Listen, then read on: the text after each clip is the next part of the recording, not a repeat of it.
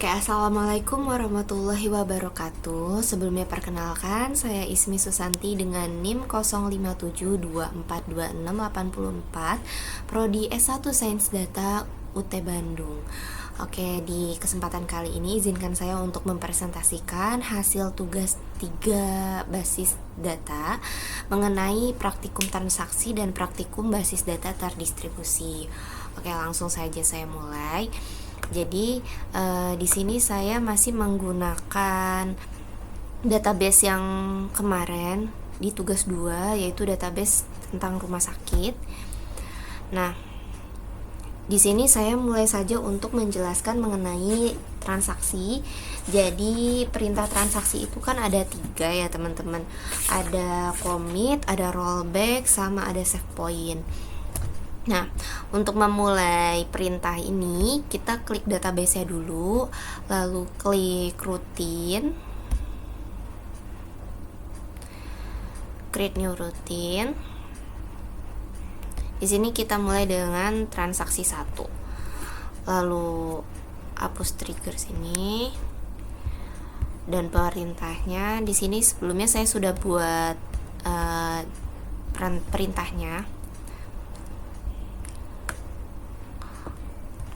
Oke, sebelumnya saya mau menjelaskan sedikit tentang commit. Jadi perintah commit ini itu merupakan perintah yang menandakan bahwa transaksi itu telah selesai dilaksanakan dan terjadi perubahan data. Intinya konsep dari commit itu adalah save, menyimpan. Nah, di sini saya akan mencoba 2 contoh antara perintah yang tidak commit, yang tanpa commit, dan dengan commit. Di sini saya memasukkan yang tanpa commit. Jadi di sini tidak ada perintah commit ya teman-teman. Lalu saya klik kirim. Nah, untuk melihat perubahan data terbaru, tapi ini tidak di save ya, kita bisa klik eksekusi. Di sini bisa terlihat ya data Tito yang tadi saya masukkan. Di sini Tito nomor 15 itu tersave, tersimpan sementara di call. Nah, kalau kita buka data pasien, data Tito tidak tersimpan. Beda kalau misalkan saya melakukan perintah commit. Di sini misalkan saya memasukkan commit. Jadi kita balik lagi ke routine. Kita buat transaksi baru namanya transaksi 2. Nah, di sini saya pakai yang perintahnya commit. Oke, di sini perintahnya commit dan value-nya tetap tadi yang nomor 15 yaitu si Tito. Kita cek ya teman-teman, kita klik kirim. Nah, di sini kalau misalkan kita mau lihat di call atau eksekusi, dia tetap masuk Tito. Dan kita cek di tabel pasien. Nah,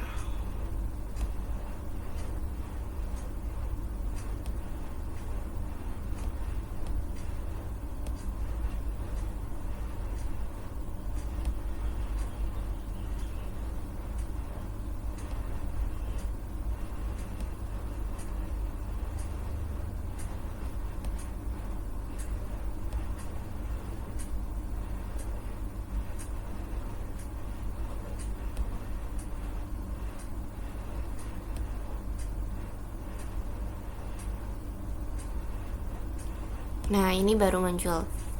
Jadi di sini masuk ya teman-teman, di data pasiennya Tito muncul.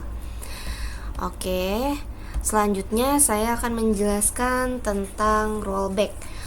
Rollback itu bisa didefinisikan sebagai pengguguran perintah yang sedang berjalan, dan rollback ini juga bisa terjadi kalau semisalkan si datanya ini belum commit. Kalau misalkan datanya sudah kita commit, rollback tidak akan ada fungsinya. Intinya rollback itu ibaratnya kayak undo, jadi bisa kembali ke keadaan sebelumnya. Oke, di sini saya mau ambil contoh. Ada perintah yang belum dikomit, jadi kita masuk rutin, lalu kita bikin transaksi dulu, namanya transaksi 3.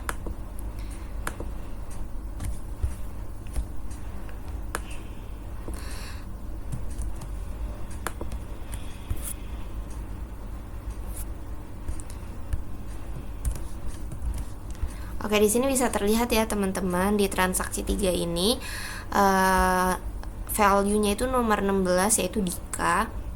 Dika ini belum saya commit, jadi dia tidak akan masuk di data pasien, dan juga kalau misalkan saya mau rollback itu masih bisa. Kita kirim. Nah, kalau misalkan kita mau eksekusi untuk di call dulu, di sini bisa terlihat Dika akan muncul, tapi kalau di data pasien dia tidak akan muncul. Nah, semisalkan data Dika ini mau saya rollback, kita balik lagi ke new routine, kita bikin transaksi 4. Untuk rollback kita buat perintah seperti ini.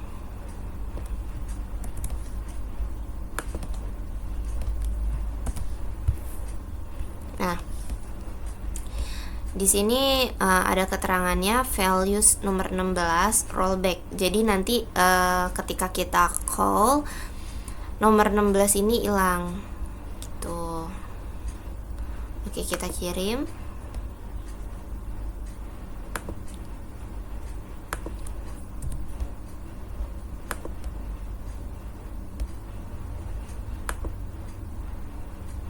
Nah, di sini hasilnya jadi nomor 16 Dika hilang ya teman-teman.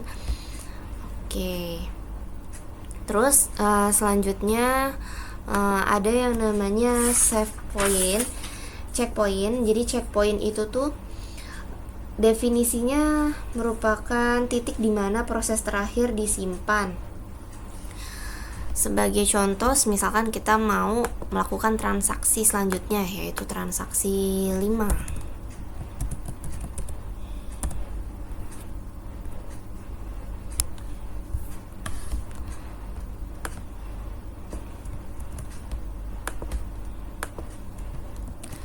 Nah,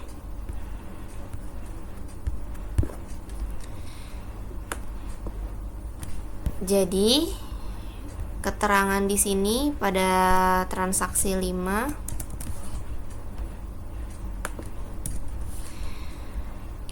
kita mulai dengan transaksi memasukkan data values nomor ID-nya 17 yaitu Putra, di mana di sini kita menandakan dengan memberi save point. Jadi nomor 17 ini tuh ibaratnya kita kasih titik gitu sebagai penanda. Lalu di perintah selanjutnya nomor 18 yaitu Nino, kita rollback. Jadi data ini bakalan dilewat, jadi datanya bakalan kembali lagi ke nomor 17. Lalu di perintah selanjutnya yang nomor 19, jadi kita insert lagi data terbaru yaitu Radit. Lalu kita commit, berarti di save dan selesai perintahnya. Intinya dari perintah yang saya buat ini, data yang akan muncul adalah data Putra nomor 17 dan data Radit nomor 19. Karena data nomor 18 Nino ini akan di rollback, jadi dikembalikan lagi gitu. Oke, kita cek, kita eksekusi. Oke, seperti yang tadi saya bilang ya teman-teman, nomor 18 itu hilang, jadi dari 17 Putra langsung lanjut ke Radit gitu. Oke, selanjutnya saya akan menjelaskan tentang transaksi distribusi terdistribusi. Oke. Jadi kita klik dulu rumah sakit. Nah, di sini kita bikin 2 tabel baru sesuai dengan perintah yang ada di buku. Jadi di sini kita bikin tabel baru, yaitu tabel obat dan juga transaksi obat.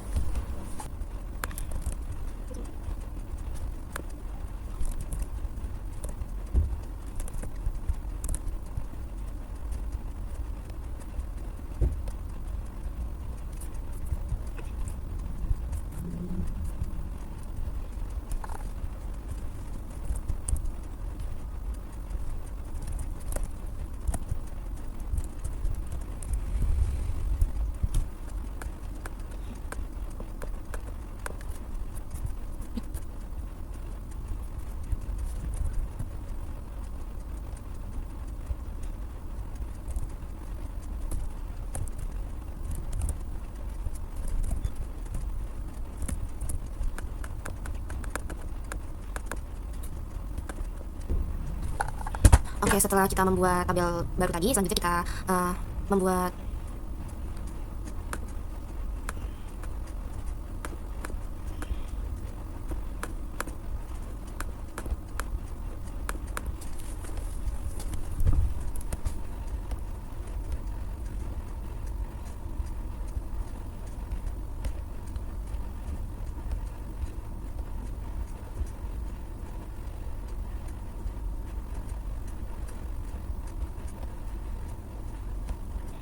Oke, selanjutnya kita buat relasi kedua tabel yang baru tadi, yang baru kita bikin.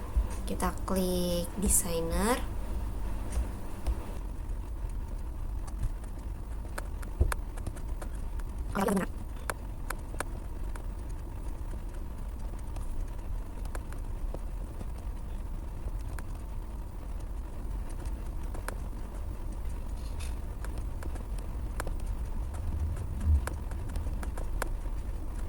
Oke, setelah kita membuat hubungan ini, kita balik lagi ke tabel obat. Jadi di tabel obat ini kita mengisi dulu jenis obatnya sesuai yang ada di buku ya teman-teman.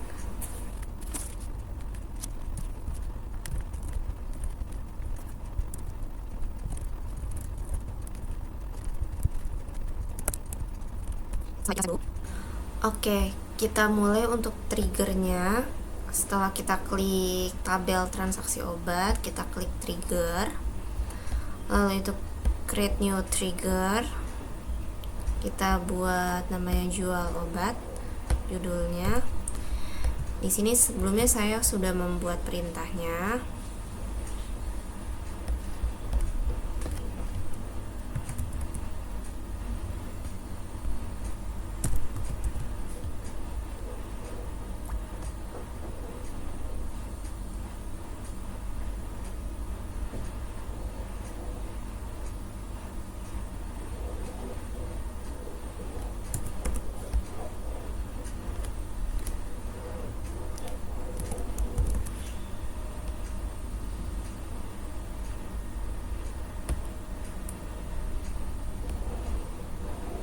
Oke, setelah itu kita coba tes. Oke, selanjutnya untuk mengetes kita coba klik tabel transaksi obat, lalu kita klik insert atau tambahkan. Sini ID-nya misalkan 1, ID pasiennya anggap aja Dinda, ID obatnya 03 yaitu betadine, jumlahnya 3. Karena harganya tadi itu 7.000 ya betadine, jadi total 21.000. Kita coba. Oke, di sini berhasil ya teman. Kita cek dulu, kembali ke tabel obat. Oke, di sini bisa terlihat sisa jumlah stok dari betadine itu 2, sehingga bisa disimpulkan transaksi ini berhasil. Itu saja yang dapat saya sampaikan, kurang lebihnya mohon maaf. Terima kasih. Wassalamualaikum warahmatullahi wabarakatuh.